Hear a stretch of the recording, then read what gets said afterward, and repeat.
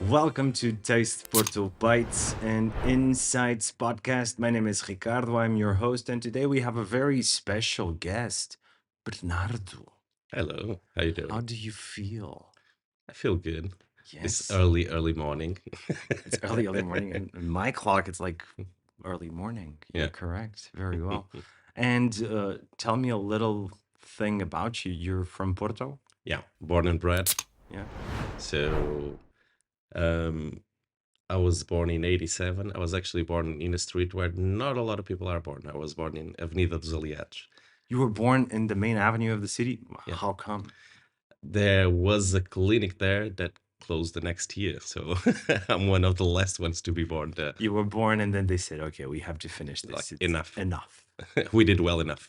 You have a long history in the city of Porto, right? You studied here, you lived here most of your life, but you also lived abroad. I lived abroad. I lived in Porto the majority of my life.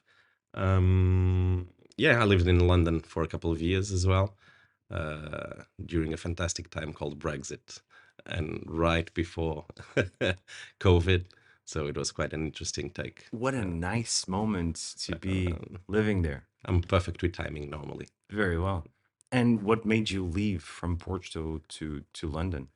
At that point, I found myself in my personal life with both my career and my personal life. I thought it was a time for a little bit of a change. Mhm. I had traveled a little bit, but I also felt like I needed more experience abroad. So one day I decided this on a Monday. By Thursday, I had everything on my motorbike and And you left. I left. I didn't know I was going to London. Oh, you landed. You landed in London. It's Yeah. even hard to say. I decided not landed because I did everything by The motorbike. with a motorbike. No, I decided to go and visit a friend. Once I got there, stayed for a couple of weeks, and someone asked me if I wanted a job. I was like, why not? I had my adventurous side was like, I can do whatever I want. So a job was okay. I thought I was going to do it for a couple of months and then leave, and then almost 2 years after. Very well. I was And still then you doing it. decided to come back to Porto, right? Yes, I did decide to come back to Porto. At the time, the decision wasn't 100%. I want to go back to Porto. I wanted to go somewhere where the sun shined. Porto, Uh, the city of exactly. rain, fog, and cloudy days. Yeah, That was the and place you decided several for shades of sun. gray. Exactly. But yeah, I wanted to go somewhere with better weather, better food, to be honest. And a different life. I wanted to move probably back to the south of Europe. So ended up coming back home. Luckily, it was 3 or 4 weeks before we went to lockdown. So Okay, so very recent comeback then. yeah. Okay. And just for me to understand, what were you doing in London throughout that time? So in London, I was managing a pub and a hostel at Camden Town. So it was quite an Very interesting. peaceful, quiet Yeah, location. exactly. I would use other words to define it, like bohemian, decadent, hedonist. Probably.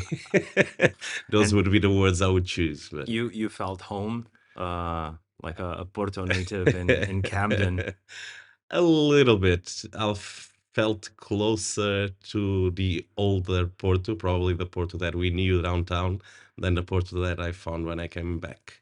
Because you studied, you lived your whole life here in Porto. Yeah. What did you study growing I up? studied law. Interesting enough, it has nothing to do with what I do nowadays. But I studied law in the Catholic University down by the ocean, and lived in the city itself, I think all my life, I don't even think I lived in the satellite cities. I've always lived Porto. So you're one of those people that listen to someone outside of the city center saying, "Oh, I'm from Porto," and you're like, "No, you're not. Exactly, I'm one You of were not those. born in the main avenue of the city as I Exactly. did," and you're one of those, right?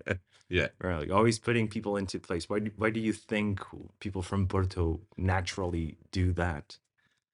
I actually find it interesting because I don't think it's 100% like that. I think we say something like this if we are in the city.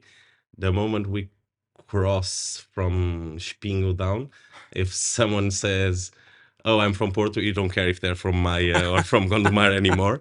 While you're here, you care a lot. The moment you start moving away from it, you start caring less and less. Yeah, The moment you reach Algarve or another country, it's like, oh yes, of course, you're yeah. my next door neighbor. Hmm.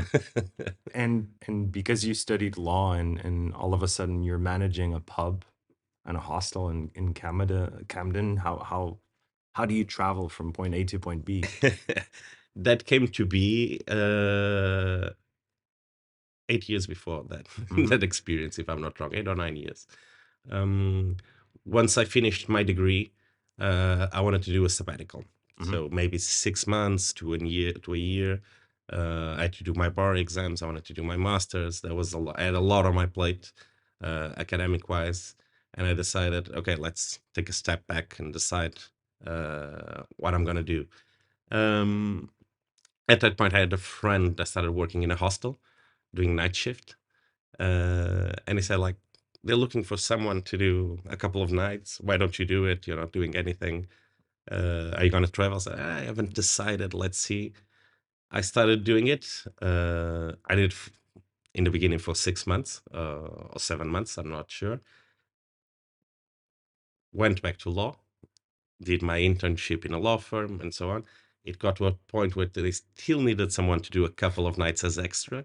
I'm like, why not? Sounds a lot more fun than being closed in the Between office. code, I'll serve Yeah. beverages. Yeah. It was interesting at that time because I remember I was suiting up every day. And a couple of days I was running to the hostel straight from work. So from work to work. And I had to go quickly to the bathroom just to change to jeans and a t-shirt and something like And that. do you wanna situate that chronologically? What year are we talking about? We're talking about this was around 2010, Hmm. I would say. 09, 10, Hmm. yeah, There's a, that a time. a big inflection during that time, even in regards to the way the city started behaving, right? I think I was lucky, and probably this is how I got to this point in life. So at this day and age, I manage a hotel here in the city center. Um, I think I was lucky because I was one of the first ones to come from a different area to work in this. So I would say people our age were the lucky ones that if they wanted to shift areas and move to tourism, we were one of the first ones to do so. It was quite lucky. I think we had I would say that we surfed a perfect wave. That's Hmm. how I would call it. I remember my first couple of nights working there. The hostel had just opened, so it was super recent, 1 or 2 months. This was during low season, our typical low season. And I remember talking to that friend that recommended me the place. I was like, are you sure this is for real? Are they going to pay us in the end of the month? There's no one here. So this almost 15 years ago. Yeah, exactly. Uh, And funny enough, a couple of months later, we were already fully booked. We already had people moving around. There were not a lot of us at that time, mainly when we're talking about the hostel scene. It was quite new to the country, mainly in the way that we view hostels and that we view lodging, something new, fresh, cool. We already had those old European hostels that everyone knows from all the books and all the movies Hmm. on a shoestring, I would say. We had those. But this new wave, luckily, we were one of the pioneers in And doing so. that introduced also a change in the demographics of the city, right? It did. It did. It definitely. The city became cooler. I would say that that's the word. I don't know if it's the word for the new generations, but for mine, that's You a, now you gave me a little bit of cringe. I was yeah. saying cooler, but no, yeah. No, it was a cool, young, hip vibe, I would Uh-huh. say. Nightlife started growing. We didn't had a lot of cultural offer at the time, if you remember. If you allow me being a little bit political, our mayor at the time was not a big fan of. I allow you to be as political as you wish. Was not a big fan of culture. I Hmm. think that at that time we had Red Bull Air Race and Not the much Grand else. Prix, the Yeah, yeah. classical Grand Prix, and not a lot more than that. But it Um, was also serving the purpose of putting the city in the map, right, at the time. I'm not sure.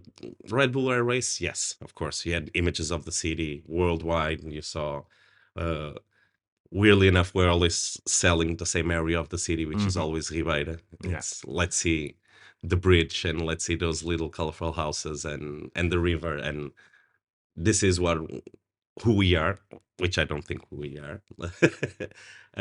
But still important, of course. It was in every billboard across the world and in every television across the world. But So going back from 2009 and your entrance in the world of hospitality, if you were to go back further to your maybe teen years, a little bit older, how was the city of Porto for a local, a person born in the main avenue of Porto? it was boring Mm. a lot of times, I would say so. Everything worked as niche. So if you were a little bit more bohemian or enjoyed a little bit more of the cultural side, music or whatever, there was not a lot to offer. And even if we had it, it was closed in small bubbles. Hmm. So you had to be part of that circle to To know join it in. existed. Not even to join in, to even know it existed, Yeah. that someone was doing that. Um, we had a couple of nightclubs, a couple of really cool bars. That's luckily some of them are still running Hmm. to this point. Uh, but keep in mind as well that there's a shift in Portuguese society as well regarding the, I would call it cafe culture. Hmm. So after dinner, you would go to the cafe, grab a cafe with your friends, and How old were you when you had your first espresso? Do you recall? I don't know, it's quite young, Three. probably. Way younger than I should have been. And your first alcoholic beverage? That's quite a private subject. No, I'm joking. No, I had it. I had a funny story with that actually. I got drunk in one of my aunt's wedding, and I was like 6 or 7 because we started drinking the end of every glass. So, So, me, my cousins, my brothers. but So it this was, also serves to show how we were not that long ago. So yeah, if you were born in 87, that would be early 90s. You were getting drunk at a wedding. yeah. Good for you. We had less supervision, I Yeah. would say. Yeah. They thought like it was Darwinian. I'll leave you to be, and if you survive, you'll you'll be okay. Was the city safe for you growing up? I think the city was safe. Downtown wasn't as safe, but keep in mind that at that day and age, we wouldn't come to downtown during the night. I know this may come as weird or Shocker. exactly to a lot of people, but downtown were stores, were businesses. It was the business district as well, or the bank's headquarters. Everything was here during the day. At 8 o'clock at night, this was dark, empty. I don't know if it was dangerous, but it was catchy. Yeah. Yeah, you felt like maybe I shouldn't go outside. Yeah, I Right. shouldn't be here, Yeah. probably. Very well. Um, it was actually quite funny when everything shifted here. And I think all of us had a little bit of that experience, telling your parents for the first time, "Oh, so where are you going?" It's like, "We're going downtown." And they're like, "Why? Why are you doing that? Is that a university thing? Is there something?" No, no, no. I'm just going to grab a couple of drinks. And I think it came out as quite weird for everyone, mainly the older generations at Yeah, the time. the I don't the know. revolution that was happening in the center. So fast forward again to 2009 and the years that followed, you witnessed firsthand this shift, the movement of people, the integration of new habits, new consumption habits, maybe as well. and you had to make a decision because from what I gather, you no longer work directly with law. No, I don't.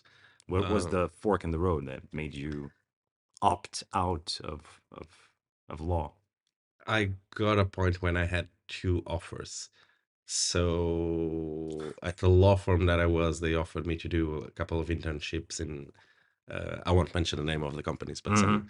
bigger companies, a couple of them state owned. Um, and the manager at the hostel at the time asked me as well if I wanted to help him move to day shifts and do work as an under manager with him. And I had both offers at the time. I won't lie, the hostel paid better. So during that time, in the beginning, this was wonderful. Um, but still, I always had that feeling like I still enjoy law a lot. I really appreciate my academic background. Um, but I think I wanted something different from life. Mm-hmm. So probably being away from a desk, travel, having the freedom to take months off and go, and also something that you don't have when you do law is the opportunity to work everywhere. Probably if I did law, I wouldn't have had the chance to work in the UK as I did. Mm-hmm. It doesn't move. It doesn't translate. So you mentioned that you went to the UK out of a personal situation, a professional situation as well. Um, were there a lot of things that really impressed you moving out there? Because you had all your previous professional experience in Portugal, and all of a sudden you're moving to a different country, a different reality. A lot of, I'm sorry, a lot of people are having that same feeling moving here now. Fast forward those 15 odd years. I would say that there's always a bit of a culture shock. Doesn't matter if you can stay in the same continent, you can go north, south, east, west. There's always going to be a little bit of cultural shock. I would say that for those of us that work in tourism or hospitality, we don't feel it as much. Keep in Mhm. mind, this is a bubble. There's always been an international community working in our field. Um, but still, I remember a couple of things that was so different. Like I felt like an alien a couple of times, mainly because I went straight to a managing position. Mhm. So you're managing people that have a different work culture from yours. I'll give you an example. For us, it's expected that you always stay a little bit longer In Portugal, you in said. Portugal, that you do a little bit harder, or that you do a lot of things. So if you can do it, why wouldn't you? That's even in our contracts. If you Mhm. have the capability to do so, it can be requested from you. It's so intrinsic that even in our contracts, it's allowed by law. Yeah. And I remember asking a couple of guys working under me, like, "Oh, do you mind doing this?" I was like, "It's not my job." And the first time that phrase shocked me, I was like, "Are you kidding? I'll fire you." What do you mean? It's not your job. I'm asking you to do something and you're not doing it. I'm like, no, no, it's not my job. But I remember that as they explained me why they would say that, it doesn't come from a bad place. If Mhm. someone told you this in Portugal, you would find like, this is coming from a bad place. You don't want to do it. You're being lazy. I think there's a lot of that In culture. Portuguese, you would say má vontade. Má vontade, yeah. It's a poor will Yeah. or bad will of Not doing willing to something, do not something. willing to. Yeah. Yeah.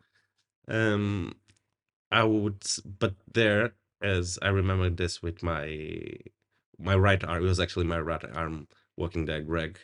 And it's like, if I do everyone's job, in the end of the day, the only job that has not been done is mine. Mine. Yeah. Right. uh, and this works because everyone's doing specifically what they should be doing. Uh, Same thing with time. Imagine your shift finishes at 4 o'clock. At 4 o'clock, they're You punching out clock out. and Yeah. leaving. But being here in Portugal and having this very distinct experience, you work with hospitality, but also you worked for a while as an intern at a law firm. Are we that strict with things like lunchtime, uh, like going out time? How do we process the off schedule agenda? Because I always have the feeling, and a lot of the times I try to explain this to people that are not from around here. Most of the job we do, it's oriented and it's directed off working hours in a more laid back atmosphere, especially if you want to get things done and get your idea across. You want to gather people at a meal, you want to have like a coffee that moves into drinks in order to like, you know, talk the business. Do you feel that's still accurate nowadays? Mm, I think that's a beautiful take on how we do it, but I would You would disagree? I would disagree. I think that our main problem is time management. Hmm. We don't know. Uh, we, the Portuguese, as a people, I think we're quite productive. We are hard workers, as you can see, mainly for our immigrant community. And we've always been known for that. But while we're here, I think we have poor time management. I think then we mask it in a beautiful way that you just did, and say We're like, no, poets. this Yeah. is exactly a country of poets and musicians. La la la Yeah, la la la. I think we mask it like that. I do think that the moment we finish work, we do enjoy that slow living and spending that time with your friends, with your community, with so on. There's a sense of community that we do have, and we enjoy that slow living attitude. The moment that's mixed with work, I think it's only an excuse for poor time management. Mhm. I would say that a lot of us work more hours than we should because we're not productive during the hours that we're working. If it only takes 8 hours to do a job, don't take 3 hours for lunch. And Yeah, I'll rather do it at dinner and finishing at 5. And but lunch is great. Do you have a I love favorite lunch. go-to location in Porto? Also, because you're from what I gather, you're mostly like vegan, vegetarian, not any longer, or but No, you're no, not plant-based mostly? not plant-based mostly. Nowadays, I only do it at home. Okay. But you're actually right. I was a vegetarian for 7 years. Yeah. Vegetarian In for Portugal for 7 years, you were a vegetarian? that was so difficult. I never ate so many omelets in my life as I did during that time. Omelets and steamed vegetables Uh-huh. were basis of survival. Were the survival kit. That's actually interesting in the food theme, and we were not ready for the vegetarian revolution at all during that time. There were no options. If you went to traditional restaurants, I remember saying like, "Oh, I'm vegetarian." Oh, I I have don't some I don't chicken here for you. exactly. I heard that so many times. So, oh, you can have some fish. I was like, no. Let's put. I used to say like this. I don't eat dead bodies. Great And- way to start a conversation. yeah, and this was the easiest way to explain. I was like, Hmm. oh, this no, I don't eat dead bodies. If it's dead, I'm not going to eat it unless it's a vegetable. Hmm. And that was the way that. But it has changed, no, over the past few years. I do think so. It's not as much as you would imagine. Animal proteins are still huge, and it's a huge part of our food culture here in the north, more than anything. All our cold cuts, all the You meat. think that has anything to do with an historical background? No, I think it comes more from the typology of the terrain and the way that we do farming up here. As you probably know even better than me, in the north it's not as easy to industrialize farming, Hmm. but an animal can walk everywhere without needing a machine. So Yeah. it's easier to have a couple of cows Yeah. running around than to And pigs yeah, around and pigs, and chicken. yeah, Those vegetables that everybody adores in Portugal, chicken. chicken, yeah, those great vegetables, chicken salad. Yeah.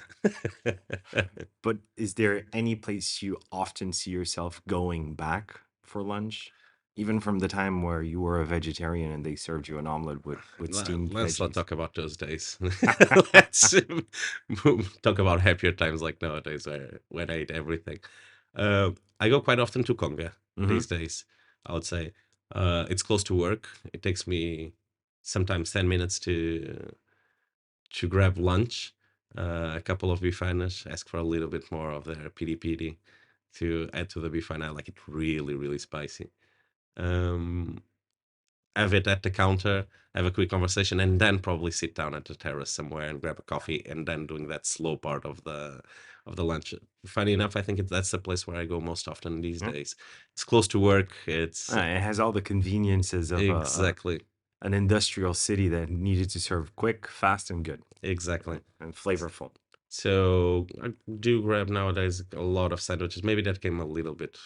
That was my English part that came with me. It's a little bit of a heritage of let's do it quickly at lunch. Yeah, and to go almost. Yeah, to go.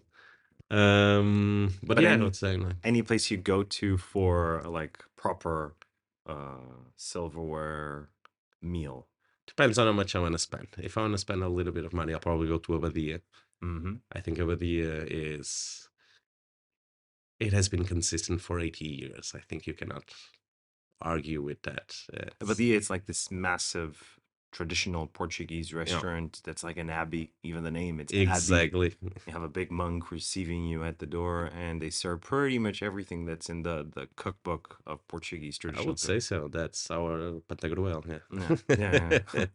And is there any dish in particular that you like? Being specific.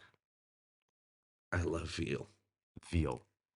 I love veal. I love you went from being a vegetarian to I love veal. Yeah, baby cows.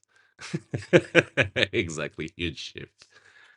Keep in mind, while I was a vegetarian, I always loved meat. Yeah. I always find funny when vegetarians say, "Oh, I hate meat." It's like, no, you probably don't, because it's good and but tasty. this I would say that's the mark of the personality of you had an opinion and then you changed and then you moved back. It's also something that's very typical to people from Porto. We're very fast making decisions, but with the same attitude that we are blunt about something, we understand, oh, maybe it's not like that, and okay, we'll change it. Now that's what we love. We were talking before you were mentioning the mayor of the city of Porto and all the transformations the city had throughout the past probably 15 years. A lot of changes were implemented to the city, and I'm talking about urbanism, talking about new paths of roads and buildings built, and people obviously always at the beginning go like, I hate this, and they're very adamant at how much they hate it. Time passes and they start going, I love this. What's your opinion about the Avenida dos Aliados, the place you were born? They used to have a massive garden, beautiful trees, and now it's a huge venue for open air events. Some of the biggest celebrations in the city of Porto, they unfold in that same avenue, an avenue filled with history. What? I'll be one of the old ones here. I liked it better when it had the gardens. I like the green, and I like the shade, and I like the fountains moving around. Um, mainly like the different shades of colors that you would get, and seeing all the seasons in the avenue. I think it was a great place to receive people and give them the first impression of the city. I don't hate it as it is nowadays. Uh, but I'll be honest, I think we could have found a midterm or a common ground to do that. Compromise. Yeah, it didn't have to be the entire thing in granite and concrete. But you've also traveled quite a lot, right? Do you know how many? Well, instead of countries, I'll say continents. How many continents have you already visited? Think I'm missing Oceania. Okay. And how are we defining this? North America and South America. Okay. I haven't done South America yet. Okay. Funnily enough. Apart from that, yeah, I've been to all of them, What luckily is enough. the thing you miss the most about Porto whenever you go on a big traveling? This feeling of home, which I think it doesn't have to be from me being born here and lived here the majority of my life, and so on. I do say this quite often when I talk to people that are moving here. You'll be a foreigner for 6 months. After that, you'll be part of your neighborhood. You'll be part of your community. You'll know what we're talking about. You'll even have expressions, even if you speak a different language. You'll even have expressions that are from here and understand what the people are doing. I would say that going back a little bit to what you were saying, that we sound quite adamant and sometimes rough or rough in the edges. I would say better than rough because we're not that rough. Uh, we come out as tougher than we actually are. Mhm. I think we have a really thin outer shell that looks like we're speaking loud. We won't be smiling the first time that we see you. We'll just shake your hand and be like, sure. Uh, but after 5 minutes, we're already cracking a joke. We're Yeah. already friends. And the next time you come by, we'll remember you by name and reach you here. We'll probably, if we discover that we run a cafe and we discover that you work in a building across from us, the second day we'll say, oh, this one is on us. Now Yeah. that you are our new neighbor. We're very soft inside, mushy Yeah. almost inside. But I do think that's the thing that I miss the most. It's this sense of community and this comfort that's extendable to even for people that are not originally from here. If you live here, you can say this is one of the places that you can say I am from Porto. Even if you only lived here for 6 or 7 months, I And do even believe. if you're from Spingo, Sure. I'll give you that this time. is there any place you traveled on those continent travels that you did that really it left a huge mark based on the history of Portugal? Like you revisited that place almost from history books to your personal experience going there. There's a couple. I really enjoyed South Africa. Uh, South Africa is probably one of my favorite trips. I've done it twice, but mainly the first one. There's a place that I visited that I often go back to that I completely fell in love, which is Istanbul and Turkey. Um, I love Istanbul, and I think historically, more than Portuguese history, I would say European history. Uh, I was born in the year that we joined the European Union, Mm-hmm. not called European Union at the time. So I'm quite a Europeist. Uh, and I love that idea of being the capital of three empires, the clash of cultures and products and everything. It's the place in Istanbul is a place that I feel that this is the center of the world, Mm-hmm. even though a lot of people don't realize it. Uh, that would probably be my favorite trip. And the Romans were there, the Everybody Ottomans seemed to were be there. there, the Byzantines were there. So it's everyone wanted that for a reason. So And if I invert the question, is there any place in Portugal other than Porto that really leaves you breathless? Like you stand in awe to what you're looking at. Lisbon, Lisbon? yeah, Lisbon. How so? It's one of the places where I feel like that. I think Lisbon is really rich. I love the differences that it has from Porto. As you know, and you're smiling because you know that a lot of people that are originally from Porto have a little bit of a rivalry. It's with just because let me just interrupt to add this. You're basically doing what's not expected of a person born in the center of Porto. yeah, You're not keeping this rivalry even for just the camera's sake, like keeping the attitude, because I yeah. also feel that a lot of the people keep that rivalry out of circumstance, not necessarily because they do not like It's Lisbon, but expected of them. Maybe I would go say, ahead. yeah. No, to be honest with you, I find it a little bit ridiculous.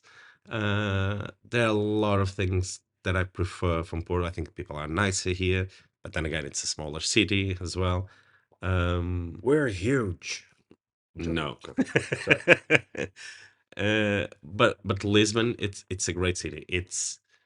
I would say it's the only true cosmopolitan city in Portugal. I think Porto is getting there, but it's not there yet. I'll be Hmm. honest with you. Um, and there's a lot, as we talked with cultural offer. The weather is better. I prefer the food here. Uh, all the history that we have there, the monuments, the way of living, the whole neighborhoods. I still love that they maintain that. We had this a little bit in here. We don't have it anymore. The city works as a whole, and Block almost. yeah, Uh, and I would say that. that only feeling of neighborhoods. It's a little bit what we were talking in the beginning with, oh, you're not from Porto, you're from Espinho. Espinho is a little bit further, but you're from Maia or from Gondomar. I still love that idea of Moraria, Alfama, and so on. Um, so I would say that definitely Lisbon on the city side. Nature-wise, Jerez, it's something out of this world. Douro is something out of this world. I love Uh, that I asked for one place and all of a sudden you're getting three. I love my country. Yeah, very well. And because it seems like the time is passing by very fast, and I haven't yet asked you a very important question. So fast forward from 2009, there's a whole evolution. You travel the world, you work in London, and you come back and land in Porto once again. There's a whole pandemic. Everybody kind of went through it, and the motions of it their own way. And it seems as though we are now recuperating faster than ever. This pace of welcoming visitors, and how do you feel the city is right now, and what to expect in the near future, like 5, 10 years away from now? Where do you think we'll find ourselves at? um, And you can be political. Thank you. uh, I'm not as positive as the majority of the people are. As I said before, I'm the general manager at a hotel here in the city center. So I do a lot of data analysis and discovering trends, analyzing them, crunching numbers. Funny enough, I moved from law, but now I'm at the desk a lot again. Um, I'm not as positive as the majority of the people are. I think there's a couple of things that were poorly decided, and some others are there are some poor investments, or there are no investment at all. I think we did a great job with Porto as a brand. So the creation of this brand of Porto, okay, this is a city, a lot, which I appreciate, leaving that concept of Oporto, which is something that you used the word cringe before. That's what, Awkward. yeah, what I feel when I hear Oporto. It's Uh-huh. like, no. Um, I think that all the construction that we're doing, it's for the betterment of the city. Of course, with the new metro lines, with refurbishing some streets that were not in as good shape as they should be. But I do not understand why we had all this time with borders closed and people still already being able to work and so on. Why didn't we do those investments at that time? I do find it weird that we waited for the time of revenge traveling, as it is Mm-hmm. being called nowadays, to decide to open holes in the entire city, mainly, and in some places in some of the main attractions. I find it inexplicable. Mind-boggling. Yeah, it's I was this not foreseen in one of the many meetings that probably existed to do so. Um, in the future, I do believe we have a problem both as a country and as a city. I would go from the largest to the smallest. Uh, we have a problem of marketing. We always had. The Portuguese, we don't know how to sell ourselves Yeah. and how to sell our services. Um, and we were super lucky during the time, and that's why I said in the beginning that we surfed a perfect wave. As you may remember, there were several events within our market that happened: the migrant crisis, the Arab Spring, and so on. That all of that helped tourism to grow Mm-hmm. in the country, because it was one of the last safe places. Safe being a loose word Mm-hmm. for this, was one of the last safe places that you could visit to, that you could travel to. Sorry. Um, and I think we were really lucky with that, but we lost a little bit of our humility by doing so. So at this point, we're almost as expensive as other places. But we do have to understand that we have to have the marketing and the reputation to support this. So I'll give you this in an example that I quite love, and then you can transpond to what it is. You open champagne to celebrate. You open champagne as a sign of richness, luxury, and so on. So champagne was properly marketed from day one. So they build up that idea. We're talking about sparkling wine. That's what champagne is from a specific reason. It's not more than that. If you go to a supermarket, you probably wouldn't find a bottle of champagne for under 35, 40 euros. Um, then we produce vinho do Porto, as you know. But we produce vinho do Porto that you can go to a supermarket and buy for 3 euros with a generic brand, or the same brand of the supermarket. This is a problem of marketing and a problem of positioning. We don't know how to do this. This may sound really good as you say it. Oh, with democratizing access to a specific good or to something specific. But it's actually not true. You're undervaluing it. It's a premium product. The production, it's hard. It's a delicacy. It cannot be sold for that price. This is a problem of marketing and how we position ourselves. So we position ourselves. We did for a lot of times. Oh, we're safe and cheap, and there's still sunshine. So you are immediately comparing yourselves to someone else, which is a huge mistake in my So opinion. you believe that we're downselling us? We're downselling us to a point. The moment they are here, so the moment that we have people here, we are not as humble as we should be. We also have a problem with imitation and copycats in this country, I would say. If you go to a small village in Portugal, if you just arrived, I invite you to do this. If you go to a small village in Portugal and suddenly you're going to see a larger street or an avenue or something, you're going to see how many cafes you can count on that street. And if you look at the names, I'll probably give you 3 or 4 And they'll that you'll be find everywhere. Yeah. Café da Avenida, Café Central, and Café da Reta. These 3 you'll probably find. The straight line cafe, the avenue cafe, and the central cafe. Exactly. You'll probably. But don't you think that has a lot to do also with the fact that we were a country closed in a bubble of a dictatorship for such a long time, and we're basically still adjusting, and I would say probably like 20 minutes of journey inland it's like maybe a decade back into the past still in the majority of the territory. No. No. If we had this conversation 25 or 30 years ago, I would accept it. At this point, no. We have one of the best highway systems everywhere. We have the biggest coverage of fiber optics for internet. We have all those things. The country is really small. We're talking 600 by 200. And I do find it funny, and it's something that sometimes even I say it. We consider a 30-minute drive is far away. It's like, oh, they live really far away. We also think that we need to live in the same street that we work, and it needs to have a supermarket, national registration. Every service needs to be in our street. It's like, even historically, I find it weird. It's like we're a country that decided to go on boats because this was too small and move around the world, and suddenly 30 minutes driving our cars with air conditioning is really far away. It's that transition I can make. Yeah, with the past. The dictatorship. I don't think it still affects us. It affects us in ways. Of course, this is quite recent. We're talking about 50 years.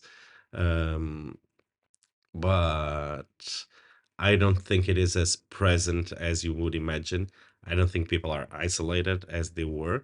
To be honest with you, unfortunately, as you know, we have that phenomenon of by microcephaly in the country. 2 big urban areas concentrate more than 50% of the population. So there's not a lot of people to be isolated to start with. I don't think you feel it as much, and I don't think that's that closed. We have access to information. You go everywhere nowadays finding foreigners and people in those places speak English. We have people learning English. We had the new opportunities that helped people doing so. We have retirement university. I don't believe it, to be honest with you. Very well. Opinions will be opinions. Yeah. I don't share yours. Not every time, at least. I would finish because time really it went by so fast. Yeah, really fast. Where are you gonna have lunch today? I don't know. You're paying. If you're paying, I still have to it work. it Maybe ca- later. it Maybe can be later. different. But if I was to pay, where will we go for lunch? I think what day is today? It's Thursday, right? I think we could do a francesinha and do a little bit. That's risking it all. Francis, Uh, very well. Okay, okay. Let's talk about that. Miranda's Cafe. Mirandas. I would love to go there, especially not so much for the francesinha because I tasted it already. It's delicious. I would go for the prego. It's really good. Yeah, Yeah. I've had it. Really, really, really good. It was a huge pleasure to have you here. I don't want you to Thank you go without for offering inviting you me. something. Okay.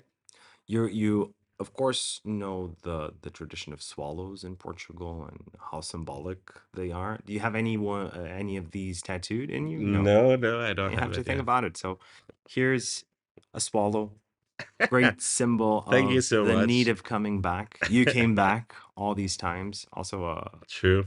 a symbol of family and we're close friends. We know each other for many years now. So True, true. We even worked together. thank you Thank you for for being inviting here. me. It was a huge pleasure to have you It here. was a big pleasure. As for you, I'll see you on our next episode. See you then.